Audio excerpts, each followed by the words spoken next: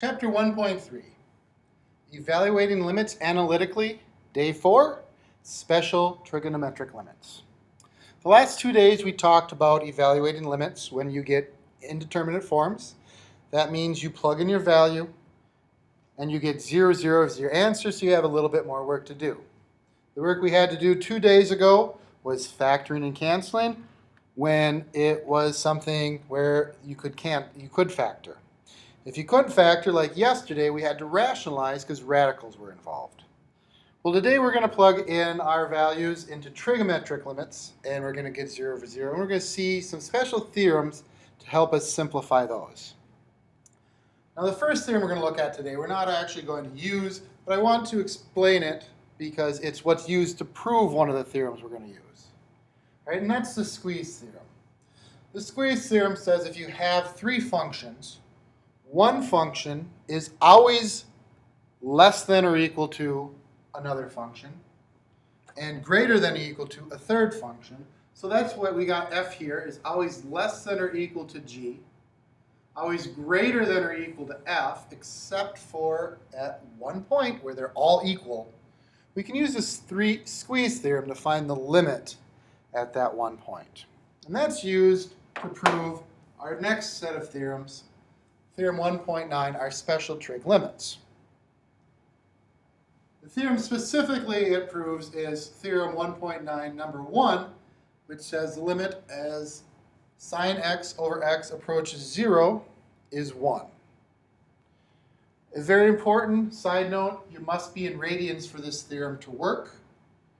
If you're in degrees, we don't approach 1. You can see we approach what appears to be 0.01745. When we're in radians, we do approach 1.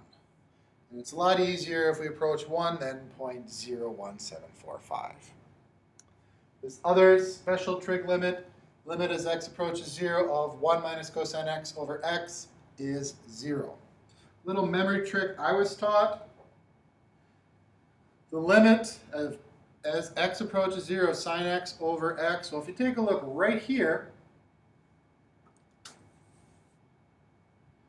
try that again. If you take a look right here, that's an I. Well, what number does an I look like?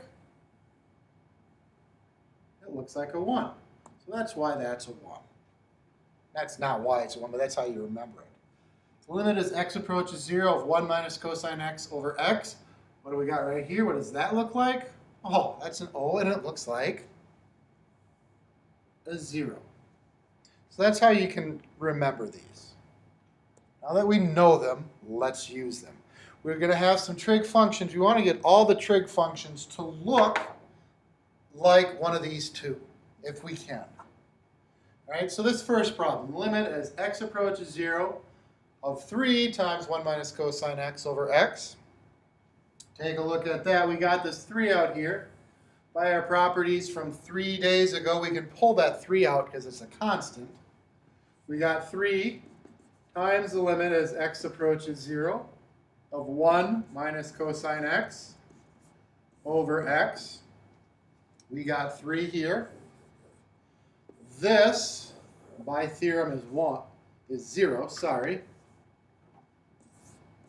3 times 0, our answer is 0. Let's look at another one. Plug and chug, always try that if you can. Plug and chug, we get 0 over 0. We don't have a theorem for tangent, so we're going to need to rewrite tangent in terms of sine and cosine. So as we do that, we got the limit as theta approaches 0. We got cosine theta over theta, and tangent is sine over cosine. Sine theta over cosine theta. When we rewrite, we can see that cosines cancel. And we're left with the limit as theta approaches 0 of sine theta over theta. And that one, by theorem, is 1.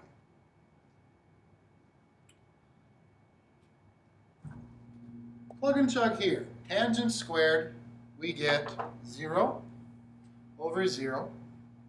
And again, there's no theorem that deals with tangent, so let's rewrite it as sine over cosine.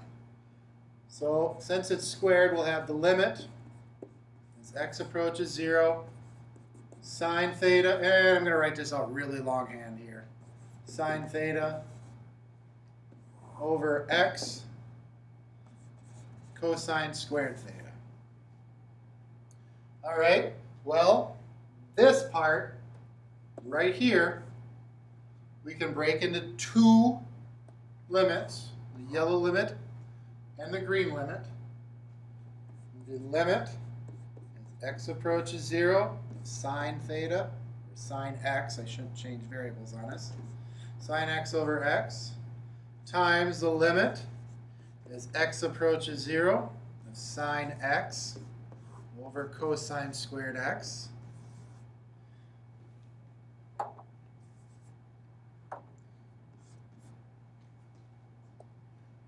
Here, by theorem, that's 1 times, if we plug and chug over on the right side, sine of 0 is 0 over cosine of 0 is 1. That's not an indeterminate form. 0 divided by 1 is 0. So we got 1 times 0 is the answer of 0.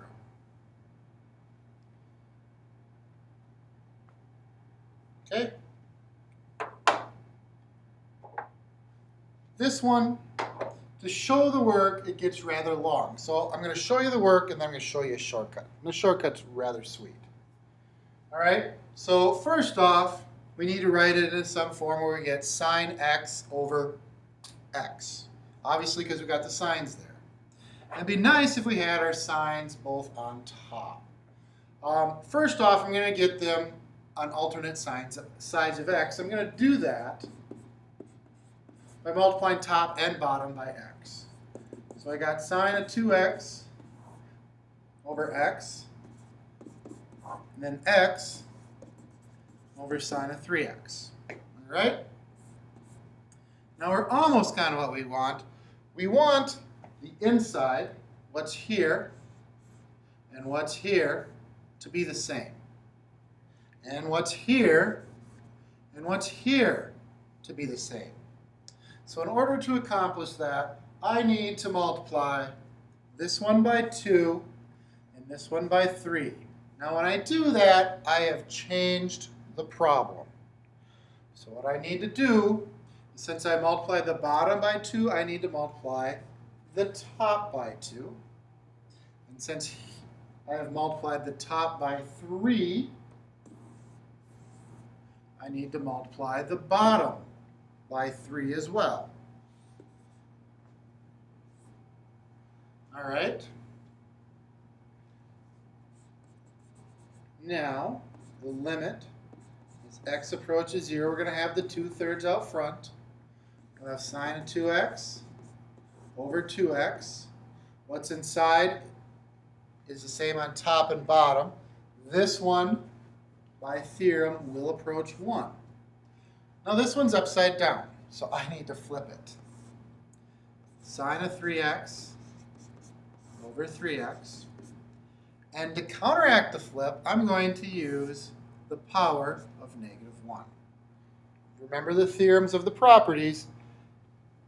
Whatever the limit is to the power, you can just take the limit of what's inside and raise it to that power. So that's what I'm going to do here.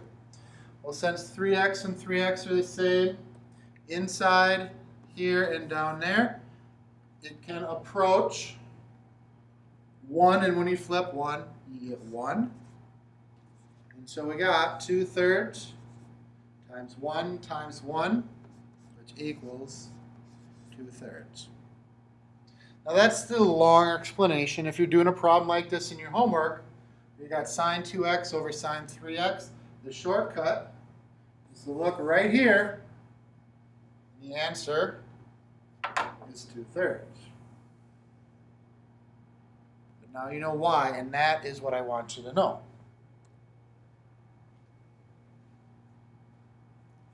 And our last one.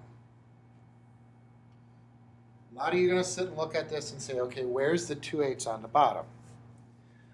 Well, if you remember, the first thing we should always try when doing limits is to do plug and chug. So let's plug in 0 approaching h. We'll get 1 plus the cosine of 0, which is 1, which is 2. So don't forget to try the easy way first. It may make your life a whole heck of a lot easier. So in conclusion, the limit as sine x over x as x approaches 0 is 1. And the limit of 1 plus cosine x over x is 0. Use your trig definitions and theorems to simplify down to one of those two limits, and you can solve these trig functions.